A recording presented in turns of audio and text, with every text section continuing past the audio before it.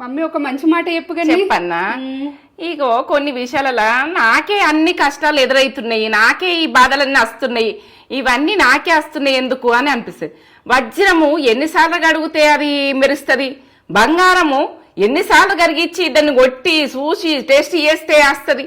అది కూడక మన జీవితం కూడక కష్టాలకు మనము ఇవన్నిటికి మనము తట్టుకుంటేనే మనం సక్సెస్ అవుతాం. ఇక బంగారంతో నేను వజ్రంతో చెప్తున్నా, ఇది వెలుగుతారు. మన కష్టాలు కూడా అట్లనే, కష్టాలు నాకే వస్తున్నాయి, నాకే చేస్తున్నాయి, నాకే జరుగుతున్నాయి, ఎందుకు జరుగుతున్నాయి అని బాధపడతారు.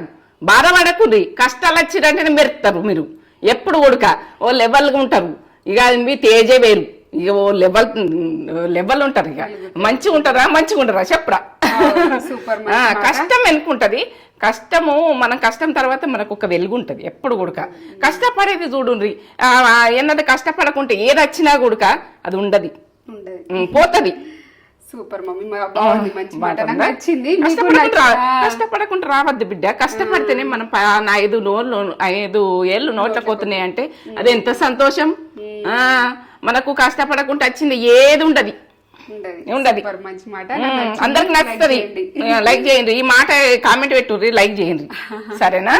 నచ్చితే లైక్ చేయండి.